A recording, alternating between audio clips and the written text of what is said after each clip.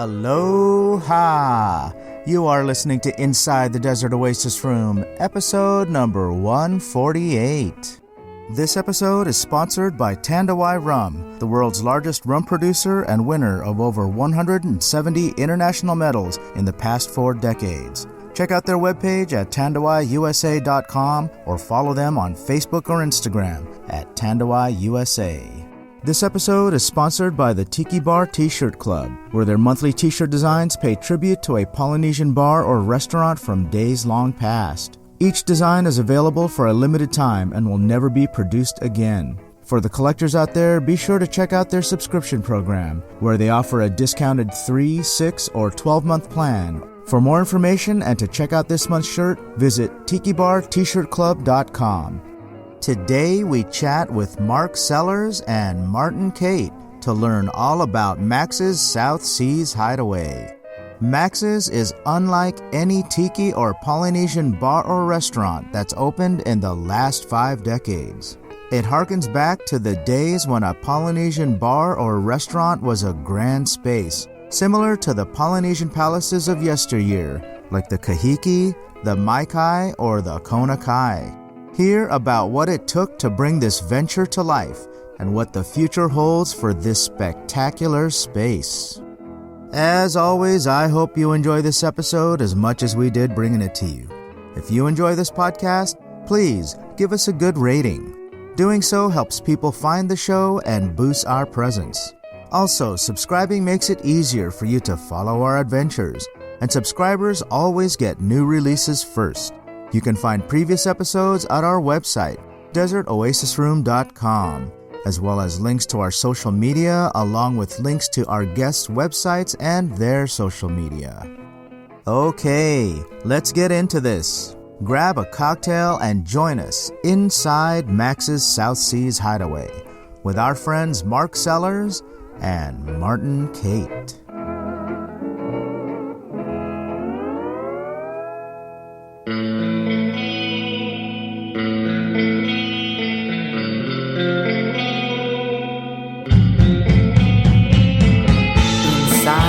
Desert Oasis Room.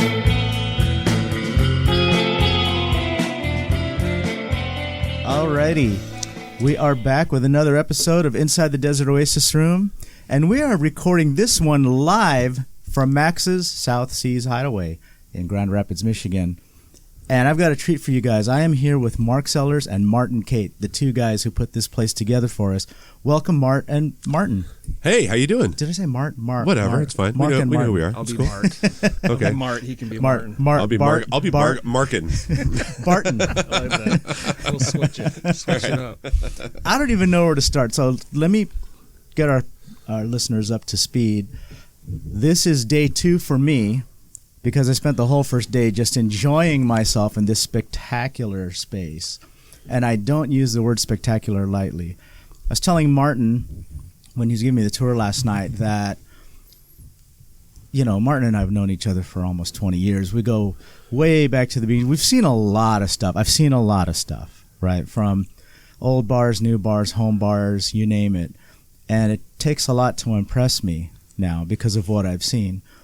And this space more than impresses me. So congratulations, you guys. I mean, this is really amazing. Thank you. It's, yeah. Yeah. My first thought was, wow, we don't see spaces like this anymore, right? The Tiki Bar from back in the day, the mid-century spaces that we all celebrate and enjoy, those are these big grand palaces like the Kahiki and the Mai Kai, and even some of the Trader Vic's locations, maybe some of the older ones. Sure. The Kona Kai that had running water and bridges and things like Absolutely. that. We've got Nowadays, some of those bridges. Yeah, nowadays people are building bars that, and I understand like it's a different world today and people are minimizing their risk, but this harkens back to the old days, to that old style. That was really the goal from day one. I think when Mark and I started talking about this almost 3 years ago, it was, I can remember Mark saying, he said, I don't want to do this unless we move the needle. Yeah. And that was really we decided that right from the beginning, that we didn't just want to do a tiki bar. We wanted to do the tiki bar, or at least attempt to do the tiki bar in the modern era. And, attempt to go back to the scale. Yeah, I own a bunch of bars already, and Martin owns a bunch of bars, and we just didn't want to just do another bar. Right. We've already got those. And that shaped a lot of the decision making for over the last 2.5 years as we looked at locations around the United States, and what kind of venue would actually meet the square footage requirements, the actual layout of the space requirements. And we were in a lot of markets around the U.S. looking for appropriate venues, and it just so happened that this venue here actually fit a lot of the bills, ticked a lot of the boxes.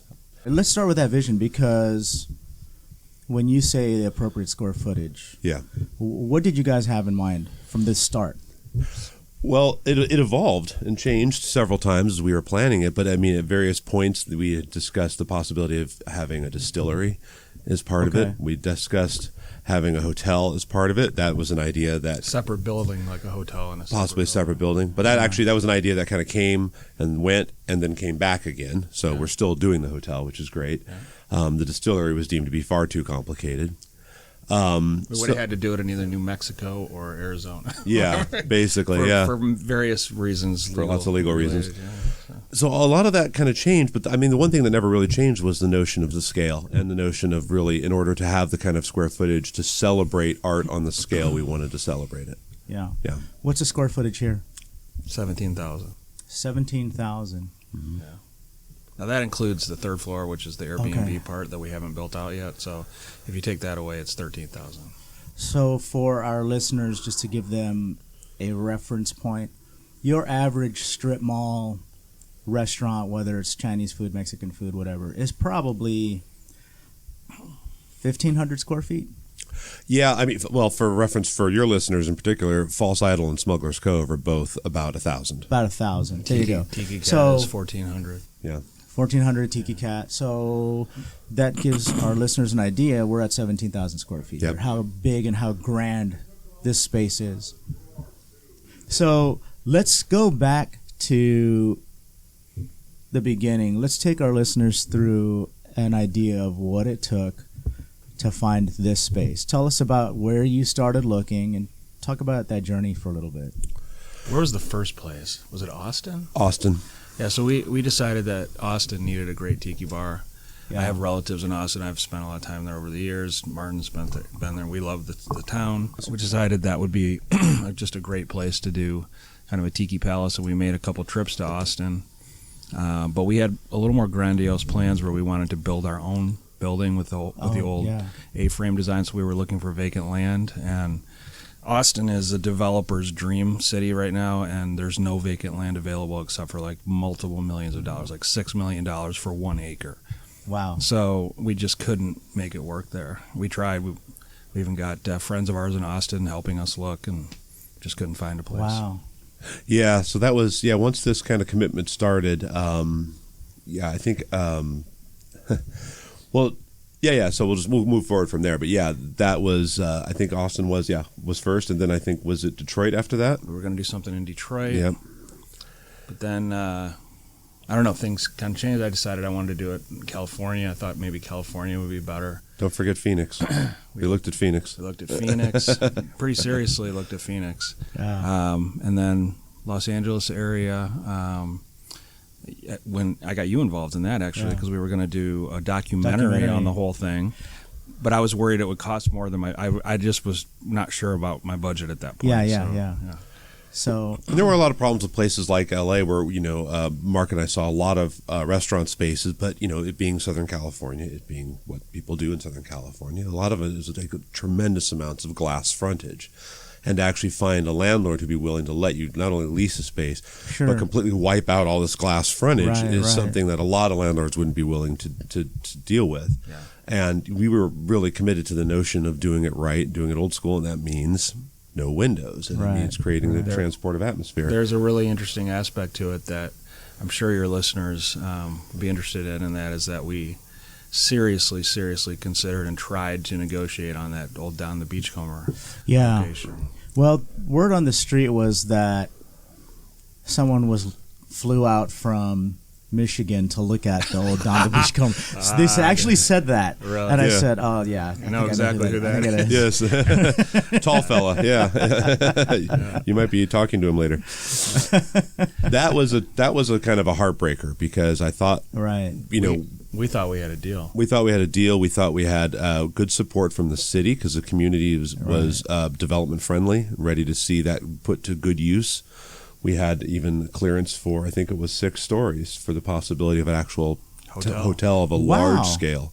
With an underground or semi-underground parking garage. Wow. Semi-underneath, yeah. But taking over that space and inspecting that space, it needs a lot. We needed, we didn't want to do it in the existing building. We wanted to tear down the building and rebuild. Which meant that the landlord, we couldn't lease it because he wouldn't allow us to tear it down. If we were leasing, we had to buy it from him. And his asking price was crazy. That's too much. And he wouldn't come down, and we just couldn't. I know Mark might have actually just given a lot of the listeners a bit of a seizure when he said we wanted to tear it down, but we can tell you from having inspected it very carefully that it's not salvageable. Yeah, I mean, we would save anything that was historically valuable in there. Of course, we wouldn't destroy any of the artifacts that are still in there. It was just the structure, the walls, the roof was really bad. I mean, you guys aren't exactly people that don't know about the history of Tiki, so I'm sure it would have been done correctly and respectfully. So we would have put a similar looking building back up, like an A-frame style building. Wow, it's kind of a bummer that didn't work out, just for a lot of things. The historical value of that being the same space that Sam's Seafood was in. Absolutely. But also that it was easily accessible for guys like me. Yes, I'm very sorry. It's a bummer that it's so far away from where I live. I'm thinking selfishly right now, obviously, right? Because I'm telling you, the connections over Denver are a breeze. It's two stops from anywhere in California. Come to Grand Rapids. The airport here is super nice and small. It's easy. So, continuing on, you find this space. Tell me about the building that you guys built Max's in. So it's, as we mentioned earlier, 17,000 square foot. It's on really 4 stories if you include the basement, which is where the kitchen is. So there's 2 stories of restaurant. The upper level is going to be our boutique hotel. Right. It's a vintage, or it's a historic building. It was built in 1884, I believe, or 94. It's 120 years old or so. And it's on the National Historic Register. We couldn't, because of that, it's we can't alter the exterior of the building in any way. Okay. But with the interior, we could do whatever we wanted to. So it was an Irish bar before this, and with just exposed brick and smelled like old stale beer, and was all open. There was no intimacy to the seating or the layout. So we added a lot of walls and little cubby holes and things like that. And how did you get the building from the Irish bar? They weren't making money, and I just took over the lease for $1. Oh, nice. Yeah, including the liquor license. Really? Yeah, because they were losing money. They just wanted out. They just wanted out. Yeah. Oh. Yeah. Okay. Wow. So it's almost like a fairy tale situation, because you're in this great old building with lots of character. It fits in the area, right? It's a walking area where you can go pub crawling, and it's close to hotels. Yeah, this is a terrific nightlife district. The nice part is Mark already has 3 other bars and restaurants right within a block here. Hopcat Stella is Grand Rapids Brewing Company. It's part of his other company. And we're across the street from the Van Andel Arena, which I think is about 12,000 seat. There's this giant new retail development called Studio Park down the street. The nice thing is, there's a lot of great foot traffic. There's a lot of energy on the streets around here at night, and we're really a complementary concept because there's nothing like this in Grand Rapids or really most other places either. And so I think we fit in really well as just another great dining destination option for people in Grand Rapids. And this is a really busy convention city too. Okay. Huge convention center, lots of conferences of all stripes come out here. So I think there's a tremendous number of hotel rooms as a result all around us. There's that literally 2,000 I think hotel rooms within 3 blocks of us. Very nice. So it's easy. Everything's easy and on foot, and it's a really nicely. some beautiful architecture. The building we're in, I mean, it's obviously the exterior is historic and protected and not tiki in the slightest, but it's beautiful. It's a gorgeous building. Beautiful. Yeah, it's you really can pretty. Call it up on Google Maps. Anybody can look at it on Google Maps. And you can see the gargoyles. Yeah. The gargoyles. Oh, I need to go out and look at the gargoyles. You need to see the gargoyles. I didn't look at the gargoyles. Okay. 6 feet tall up on the roof. Really? They're huge. Wow. Oh, I got to go out there and look at them. One of them's eyes glow at night. It's very spooky. Really? Yeah. Is that purpose? Did The they last do it that place way? did it, yeah. I think the last restaurant did it, yeah. Oh, very nice. Yeah. So let's talk about the build now, because I want to go back to the Jordan Rychek collection. Yeah. For our listeners that don't know, Jordan is somebody from the LA area that had amassed a large number of historical tikis, from Milan Guanco to things from Trader Vic's, from you name it. You guys can tell me more about that. But he had this art show at Lalou's. How many years ago is that? Two. October of 17.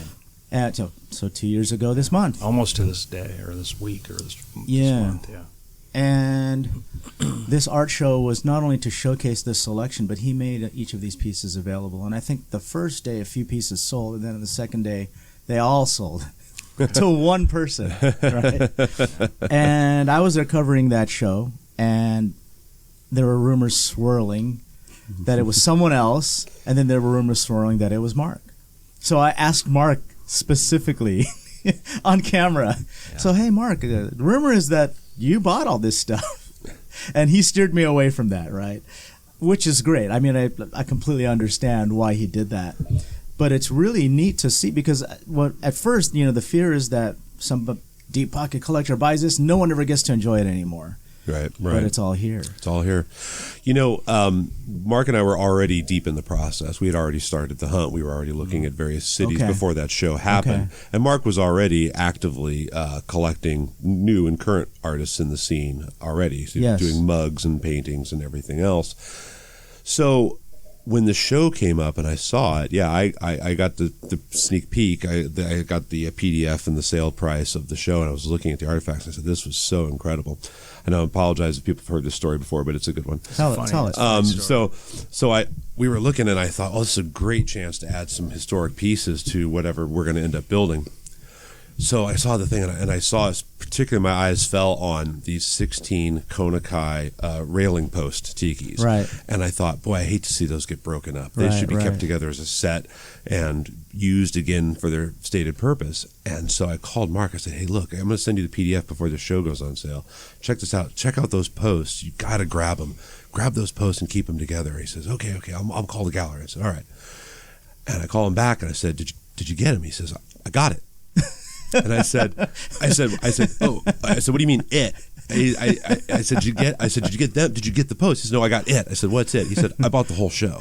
Right. And I actually dropped my phone on the floor, and I said, wait, what do you mean you bought the whole show? I was at least I was lucky. I'm lucky that I pre-shopped. I bought 7 things before I sent him the PDF and called him. So I grabbed a little. So bit. You got something yourself. I got 7 pieces. There 3 of them are in the Cove right now. But yeah, and so I just thought, well, this is amazing. This is going to give us just the backbone for something that is now going to let us really tell a story about the continuity of the movement. We can talk we can really talk about not just where we can talk about where this movement came from and where it is today. And I think that's the best part of what we do side by here. side, people side by side, fully integrated with each other, classic and modern pieces to tell. We're going to take you on the whole arc of this movement. What the funny addendum to that story is? Martin and I were just in the storage area yesterday, which is adjacent to the restaurant, and we were looking around to see what was still left in there, and those 16 posts, we never used them. We haven't used them. Oh, that's funny. Used almost every single other item from Jordan Rychek in this restaurant. When you come here, you'll see them all, but we never did use the posts. Couldn't find a good home for them. That's hilarious. They're still here. They'll find a home someday. We'll use them at some point. Maybe put them in the Airbnb. We'll talk about it. But yes, we were just looking at them. They're so nice. Anyway. So they fit very well in the space. I also wondered, like, oh, how are they going to do this, and mix it with old and new? And it actually blends very well together.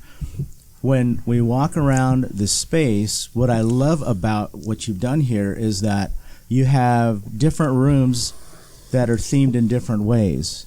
So you have this main bar, you have this, can we call it a Whitco bar? We'll call it, its name is the Atomic Lounge. And the Atomic Lounge, it's modeled after a Palm Springs mid-century tiki mix, right? And a lot of Whitco stuff. A lot of Whitco stuff in there. You go upstairs, and then it has a very Mai Kai feel to it. Yes. Very nautical. You have a bar that's the shape of a ship's prow or a ship. With it even has the masthead. The mermaid masthead on it. So let's talk about all the different spaces here and how you guys came up with that, because even the booths are all themed differently. They are. And I wanted to sit in the Doug Horn themed booth because just in respect to our friend Doug Horn, right? I don't even know if Doug knows that he's got a booth. I haven't told him. I forgot to tell him. Well, I was so busy. So he'll find out when he listens to, if he listens to. I don't even know if he listens to the podcast. So. We'll find out, won't we? We'll find out. But I thought I'd pick this one so that some of the other artists that have booths here, I'm not picking favorites, so I'm neutral. But talk about how you guys themed out each of the rooms and each of the spaces. I think from day one we talked about the notion of, it's almost had that checklist. What's every iconic element and how do we put them in there? We got to have a water feature. We got to have some jungle material. We want to have a little bit of that nautical stuff. So it is that, I think we really wanted to make it a showcase of everything that's happened, at least as much as was practical to do. And so each room has a different feel that is shaped by artists and is shaped by previous things that both of us have done. I think we've both had great success in past ventures with huts in spaces because it really helps to do that wonderful transition from the grand to the intimate when you walk in and your jaw hits the floor, but then you go get to sit somewhere cozy. That notion of being kind of blown away but then feeling sheltered in a hut. Mark had great success in Kansas City at Tiki Cat by doing up the huts in these kind of really comfortable, low, mid-century furniture pieces and coffee table height tables, which are really fun and groups really respond well to those spaces. I love that. Yeah. Yeah, they're super cozy. So we mix that together. So some places are loungy, low. Some places are formal dining height in the huts. Yeah. Keep going. What do we got? Some things just naturally came together. Like I had exactly enough Mookie Sato artwork to cover the walls of one hut, and so all the artwork. We have a Mookie hut here, you A guys. Mookie hut booth, just like the Doug Horn booth. Yeah. And we got a shag booth. And the Atomic Lounge. Yes, the Atomic Lounge. Atomic Lounge. So the Palm Springs space is very much. It feels like a mid-century Palm Springs tiki space, and that's holds 22 people. So, and there's a separate bar in there, so you can sit at the bar or at a table in that small room. But I had exactly as much Whitco as would fit on the walls, and no more. I mean, it was almost like it was meant to be. Yeah, it's all Whitco and Ken Pleasant. Piece I own. Yeah, and Ken Pleasant too. Yeah. So, let's talk about the drinks. Yeah. They're okay. Damn you, sellers. So it must have been a challenge to bring Applebee's in here and do the cocktails for you guys. And we can serve the $1 Mai Tai. Yeah, the $1 Mai Tais. They're hot pink. They're so good. The blue zombies with the eyeball, the floating eyeball in it. Well, the secret is the Malibu. That's what ties it together. No diss to Applebee's. All right, I'm going to take that back. However, diss to Malibu, though. I'll stand by that. So the drink menu. So a couple things had to happen on the drink menu. A couple stories had to be told. Number one, you're coming to a new community that has no past tiki bar experience. There's no other. Grand Rapids never really had a proper tiki bar, even historically. So you're already saying, okay, what are going to be the greatest hits? What are the most important classic cocktails to help tell a story to a new community that wants to learn about these things? Whoa, Mai Tais are supposed to be pink and slushy. No, they're not. Mai Tais are, don't have to tell your listeners what a Mai Tai is. But we wanted to make sure we had a classic arrangement of proper iconic classics, and that was created by either all the ample opportunities I've got across 5 venues to know Sure. what are the most crowd pleasing drinks. Sure. And the sales data to back that up. So that was a thoughtful thing. The second thing is, of course, working on house originals. So the first thing I did was as we're making house originals, what are Michigan's strengths in terms of great ingredients locally, and landed on 3 things. Michigan is famous for its apples. So we've got some terrific local apple cider on, and we use the apple cider in a drink. Michigan's famous for its blueberries. We have a great locally made blueberry liqueur in one of the drinks, and Michigan's famous for maple syrup, which they make outstanding maple syrup here, which is great, a classic ingredient from the golden era. So we can make it with local syrup and really tout that proudly. So classics, a nice modern section, and then I took something that we've had a lot of success with at Halepele and actually took all the coconut drinks and kind of separated them into a little area we call it Coconut Corner. And so Coconut Corner is just a way. I don't know why it necessarily needed to be separated, but it actually, a lot of people really either gravitate immediately to the coconut drink, Right. or they don't want it. So there it is. So I get a lot of shit for this. Segregated Yes. I get a lot of shit for liking coconut drinks. Yeah, there's nothing wrong I with it. love them. Yeah. Either you like them or you hate them, I'm assuming, Yeah. right? So it's helpful to have it separated because the people that hate it know that we just ignore the drinks in this corner, and the people that love it know that all their favorite drinks are in this corner. Yeah, and the best, the thing I love about the Coconut Corner too is that it's not just your mind immediately just thinks they're all going to be sweet, but they're not. There's some really balanced ones with some citrus in there. You like your Blue Hawaii; it's nice and balanced. Your Trade Winds, great drink, and the Angostura Colada is in there. So it's a pina colada with a whole ounce of Angostura bitters in it. A whole ounce. It's so good. Wow. It's so good. really It's is. crushable delicious drink. Oh, I'm gonna have to try that one tonight. Yeah. 45 drinks on the cocktail menu. Okay. So it's a pretty large menu. Yeah. Yeah, the Angostura Colada is the only drink that's created from sort of outside of the modern era. That's not by myself or by Jeremy, my bar manager. It's a bartender in New York made it. I think, and it's on the menu at. They have it on the menu at Trader Sam's in Anaheim. It's a beautiful menu. Thank you for letting me steal one last night. Sure. Wait, what? Thanks for letting us know we were going to do it. Well, yeah, I told Mark, I'm stealing this menu, and I told Martin I had it in the bag, and Martin knew too. Like, oh yeah, Mark said I could steal this menu. I'm taking this menu, and Martin graciously said, "Of course you're stealing a menu. I want you to steal a menu." So thank you guys for that. I want Adrian to steal the menu. But everybody else out there, host, you people that are coming where in that here, story ends. you enjoy the menu, but you don't walk out for their menus. We don't encourage stealing. What was it like to train the bartenders into these classic cocktails? Because this is really more of a beer town, right? Yeah. It's a brewery kind it's of. Beer City, USA. as a matter So of the fact. craft cocktail thing must have been kind of odd for them, right?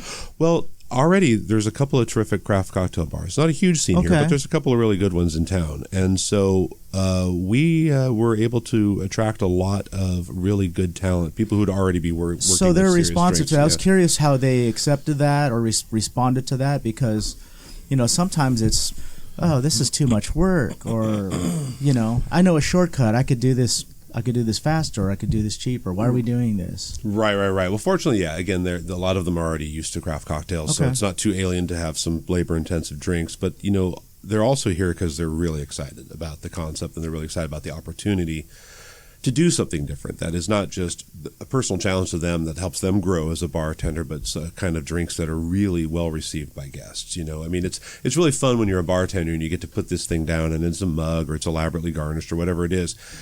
And it's really a great that's where the guest really smiles, and that feels good when you're tending bar. Because you drop that, and it's not like, oh, thank you for the drink. It's, whoa, Yeah, that's cool. Look at that thing. that's part of the immersive experiential. Absolutely. It's in a 22-ounce snifter. Look at the size of this thing. That's the whole concept of being in an immersive space. And I don't want to just talk about the cocktails, but I had some excellent food last night. Mm-hmm. And so let me throw out a couple of things that I had. The poo-poo platter, the ribs, the crab rangoon. Mm-hmm. Holy mother of God. Real crab. So, real crab. Tons of real crab. Like 80% crab and then 20% skin and cream cheese. Yeah. Right? Yeah. And it's all crab. And I made a joke last night to your lovely wife, Rebecca, that when I take a bite into this crab rangoon, I feel like I'm tasting Pier 39 in San Francisco. Yeah. Right? It's very flavorful. It is probably the best crab rangoon I've ever had. Thank you. Yeah, Chef really Chef Joe Peebles is from Florida and has a really good understanding of working with seafood in particular, and just said, I'm going to put like a drop of cream cheese in this and just use tons of jumbo lump blue crab in it, and it's no crab with a K. It's spectacular. And no Krabby Patties. No Krabby Patties. No Krabby Patties. It's spectacular. And then one of the things that I enjoyed too was the desserts that you guys served. Sure. You guys have this. It's kind of like the s'mores. I don't know the name of that. It's like creating s'mores, right? Like campfire s'mores, right? Yeah. We all love our flaming drinks, our flaming bowls, and that kind of stuff. But we have like a flaming dessert now. Yeah, we actually had a homemade marshmallow. We make the marshmallows in house, and we have a little pot of chocolate. You melt your marshmallow over the fire using a stick, and then you have homemade graham crackers. You mix the chocolate and the marshmallow and the graham crackers together, and you make a s'mores right at the table. Yeah. It's great. It's genius. Yeah. Cherrywood smoke smells terrific. In fact, even Chef actually had a stamp made of a little tiki face, and he actually makes a little pattern on the graham crackers. I'm glad you mentioned that because they are on the crackers. Yeah, it looks great. And so for all of you guys out there that are saying s'mores aren't tiki, okay, s'mores aren't tiki, but you're going to enjoy the experience. Put a tiki on the graham cracker and now s'mores are tiki. If it has tiki on it, it should have tiki in it. That's right. A popular adage. I enjoyed my time at the bar last night. I got really comfortable, and I sat next to Jerry. And we want to give Jerry a shout out because Jerry is going to be doing the mugs for you guys now. Yeah. So I'm going to be speaking with Jerry later on today. I'm going to be interviewing him for the podcast. But just to give people a little bit of an idea, Jerry has been doing ceramics his whole life. Mm-hmm. And he's got a studio back here where he's going to be doing you guys' mugs. I think people who are familiar with Max's already know that you guys have this kiln-to-table concept, which is it's new. I don't think anybody's ever done that before. The last time it was done that we know of was the Kahiki for a period. Okay. Had a kiln in its basement. But that's been a long, long time. The Kahiki probably hadn't done it since the 70s. This was as we were going through all these ideas and thinking about what we wanted to do and what we wanted to achieve, and we were thinking about, of course, we were thinking about these long lead times on import mugs too, and Mark said, why don't we just build our own ceramic studio? And my jaw hit the floor, and I just said, that is the best idea, and we have to do this now. So Jerry is a lifelong ceramicist, and he's going to be heading up the studio, and it's a world-class 3 brand new modern kilns firing right now. He's making these terrific looking poo-poo platters for us, which you saw last night. He pointed those out to me. Yeah. And then I got a refrigerator magnet. I got a pendant that he made, a ceramic pendant. Yeah. So Jerry's just having fun back there. People can't see a picture of Jerry on this podcast, but he's quite an interesting looking character. We call him the Rainbow. He calls himself the Rainbow Professor, but he looks kind of like Jerry Garcia a little bit. Well, so it's funny you say that because when I meet people for the first time, I try to associate their names with something to help me remember their name. And I thought of Jerry Garcia. I thought of Ben and Jerry's. Yeah. And so that's how this one. When you look at Jerry, you're like, oh, yeah, because Jerry. I see it. Yeah. I totally see it. Yeah. Right. Super nice, talkative guy. Yeah, so it'll be interesting to hear his story, So, and I'm looking forward to that. And I'm looking forward to seeing the ceramic studio. I will tell you about Jerry. He's a great ceramicist. He doesn't have a tiki background specifically. So we're teaching him the tiki. I mean, I had him read the book of Tiki, and I had him read Martin's book, and just kind of start to become. I had him go on Ooga Mooga and just search around at different mugs. We're trying to, really get him well versed in the tiki design aesthetic, but we also plan to use a lot of outside artists to design the mugs, and then Jerry will make the mugs based on the designs of these artists. And so along that line, and I don't know if I should be spoiling this. I'm going to tell our listeners anyway. Last night, I had the opportunity to sit at the bar with Jerry and Gecko together and watch those two talk about ceramics, which was great. And so along that line, today, part of what I'm hopefully going to get to see, which they promised me last night, is Gecko and Jerry pouring one of Gecko's mugs out in a mold that Gecko brought over for Jerry to work with for some of the new mugs here. They're going to do that today, I think, right? Yeah. So can I say that to our listeners? Yeah, sure. Yeah, so neener. So neener. That's an exciting moment for us. That's going to be a landmark moment for us. Yeah. So I'm excited to see that. Tell us about the future of Max's. I know it's not done yet. Well, you know the rules. No good tiki bar is ever done. So that's I think. In fact, I was just coming down from talking with Notch upstairs, and I have 19 to-do lists, which are probably not going to happen in the next 48 hours. But we'll work on that. But yeah, it's there's still, of course, the main thing is, I mean, it's 99% there, but I mean, the main thing is for next year is Airbnb. That's what I was leading up to. Yeah. So as we said, the hotel idea came, it came back. I'm glad it's back. Upstairs is ready for 5 rooms. They're already framed out. They just need to be built. We need some people to enjoy some poo-poo platters. Like a lot. Right. And buy that second drink, people. Yeah, so please have the second round. It gets us closer to the hotel rooms. And then, but the 5 rooms, Mark's collected 5 Whitco tiki bars. So every room will have its own Whitco bar in it. There's a one room will be slightly larger, kind of a more of a suite with a sitting area. But we're going to work, Jeremy, my bar manager, and I are going to work together and do some batched cocktails in the room. So you'll actually be able to have drinks in the room as well. What a nice touch. Yeah, it'll be fun. So it'll be a little nightcap. It's, So it's safe to assume that it's going to look like this space here. Yeah, I mean, it probably won't have as much sort of we've got acres of fairly delicate tapa, but I don't think we'll do that. But just to avoid wear and tear on it. But But in general, in fact, we've discussed the possibility of having each room designed by an individual artist and actually having themed rooms. Kind of go a little Madonna in on this and make sure. I was about to ask if I could pee into a waterfall. Yes. No.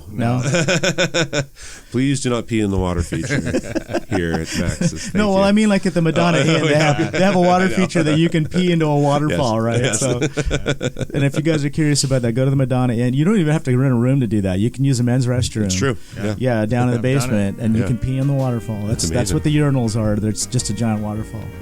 So, well, let me stop and say thank you for sending me out here. I was hoping that I'd get to stay in one of the Airbnbs. Next year for our 1-year anniversary. I'm looking forward to that. For all of our listeners that want to come and see this space, why don't we throw out all the information, the address, social media, where they can make reservations, and go to maxistiki.com. maxistiki.com. All will be revealed there. I mean, everything's there. The address, directions, reservation link, photographs, bio on some of the people involved. Great pictures of the food and the drink. All the menus, pictures. So, maxistiki.com. And if you guys haven't figured it out yet, the Desert Oasis Room highly endorses Max's South Seas Hideaway. And I recommend that you make reservations because today, every seat is full. It is booked from opening until closing tonight. Sold out in 48 minutes. Sold out in 48 minutes. There you go. The only other thing that does that is Tiki Oasis. Yeah, so. That's true. Bruce Springsteen concerts. And Bruce, I guess. I wouldn't know. I don't go to Bruce Springsteen concerts, but... Born to Run. And Tiki Yaki Orchestra concerts. We'll tie it back to your listeners. Yeah. There we go. Tie it back to Tiki. So thanks again, you guys. I appreciate this so much. And if you guys have any questions, comments, or just want to leave a shout out, hit up our group page inside the Desert Oasis Room on Facebook. Check these guys out on Instagram. Yep. Max's Tiki. Max's Tiki on Instagram. At Max's Tiki. And come down to Grand Rapids. It's about 500,000 people. I mean, it's a decent sized city. And to give you guys an idea of what you're going to see, again, 17,000 square feet. This is a $3 million build, and it is every bit that glamorous. When you walk in here, you're going to be amazed. You're going to be amazed. So, thanks again, you guys. You're very welcome. And thank you. Let's get back to our cocktails. I love it. Adrian. All right. Cheers.